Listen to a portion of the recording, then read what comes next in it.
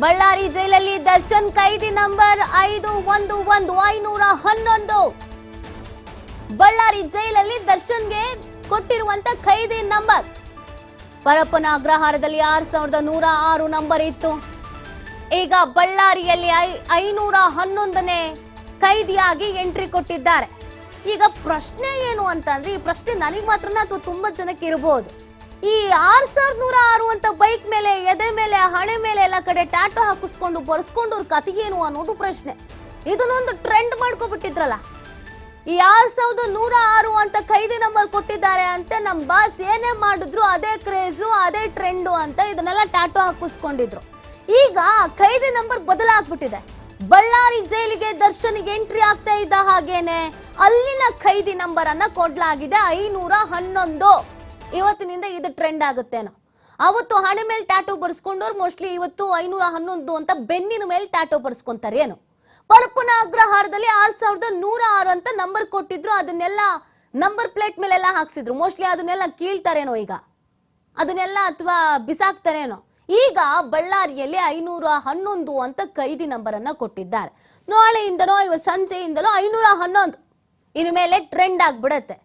ಎಡವಟ್ಟುಗಳಿಗೆ ಏನೇನು ಮಾಡ್ಕೊಳ್ತಾರೆ ಅನ್ನೋದನ್ನ ನಾನು ಹೇಳ್ತಾ ಇದ್ದೆ. ನೋಡಿ, ಖೈದಿ ನಂಬರ್ ಅನ್ನು ಕೂಡ ಅತಿರೇಕದ ವರ್ತನೆಯಲ್ಲಿ ನಮ್ಮ ಬಾಸ್ ಏನೇ ಮಾಡಿದ್ರು ಅದು ಟ್ರೆಂಡು.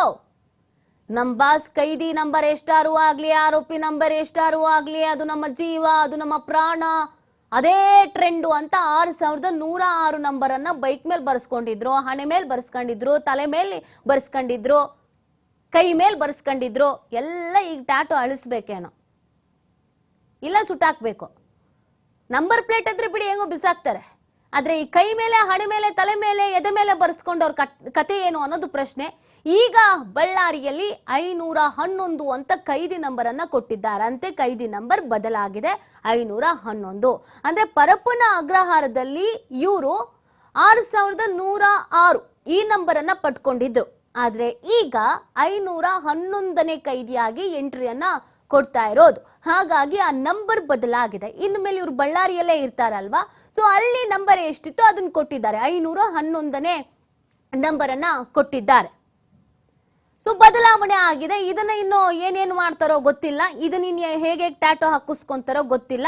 ಮತ್ತೆ ಇಲ್ಲೂ ಏನಾದ್ರು ಯಾವ್ದಾದ್ರು ಫೋಟೋ ಲೀಕ್ ಆಯ್ತು ಅಂತಂದ್ರೆ ಅಲ್ಲಿಂದ ಬೇರೆ ಕಡೆಗೆ ಏನಾದ್ರು ಶಿಫ್ಟ್ ಮಾಡಿದ್ರೆ ಅದು ನಂಬರ್ನ ಹಾಕೊಳ್ತಾರೆ, ಏನೋ ಗೊತ್ತಿಲ್ಲ. ಒಟ್ಟು ಕ್ರೇಜ್, ಅತಿರೇಕದ ವರ್ತನೆ ಅಂತ ಸುಮ್ಮನೆ ಹೇಳಲ್ಲ. ಏನ್ ಮಾಡಿದ್ರು ಟ್ರೆಂಡ್ ಆಗತ್ತೆ ಅಂತ ಮಾಡಿರೋದು.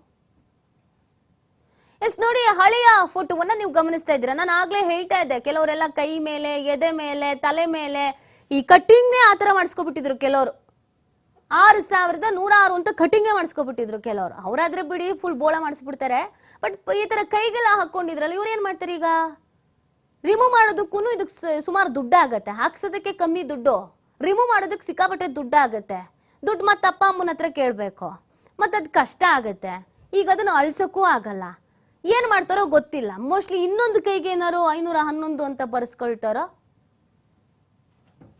ಎದೆ ಮೇಲೆ ಬರ್ಸ್ಕೊಂಡವ್ರು ಬೆನ್ನ ಮೇಲೆ ಏನಾದ್ರು ಬರ್ಸ್ಕೊಳ್ತಾರೋ ಗೊತ್ತಿಲ್ಲ. ನೋಡಿ ಆವತ್ತಿನ ಕ್ರೇಜ್ ಹೆಂಗಿತ್ತು ಅಂತ. ಈ ಬೈಕ್ ಮೇಲೂ ಕೂಡ ಬರ್ಸ್ಕೊಂಡಿದ್ರು, ಆಟೋ ಮೇಲೆ ಬರ್ಸ್ಕೊಂಡಿದ್ರು, ಕಾರ್ ಮೇಲೆ ಬರ್ಸ್ಕೊಂಡಿದ್ರು, ಕೈ ಮೇಲೆ ಬರ್ಸ್ಕೊಂಡಿದ್ರು. ನಾವು ಟ್ರೆಂಡ್ ಕ್ರಿಯೇಟ್ ಮಾಡ್ತೀವಿ ಅಂತ ಸೋಷಿಯಲ್ ಮೀಡಿಯಾಕ್ಕೋಸ್ಕರನೇ ಬದುಕುವವರು ಕೆಲವೊಂದಷ್ಟು ಮಂದಿ ಇದ್ದಾರೆ. ಅವ್ರ ಜೀವನ ಏನೂ ಇರಲ್ಲ, ಓನ್ಲಿ ಸೋಷಿಯಲ್ ಮೀಡಿಯಾ. ಇದಕ್ಕೊಂದಷ್ಟು 1000 ಲೈಕ್ಸ್ ಬಂದಿರುತ್ತೆ, ಒಳ್ಳೆ ವ್ಯೂಸ್ ಆಗಿರುತ್ತೆ, ಕಮೆಂಟ್ಸ್ ಆಗಿರುತ್ತೆ, ಅದಕ್ಕೋಸ್ಕರ ಹಾಕಿಸ್ಕೊಂಡಿದ್ರು.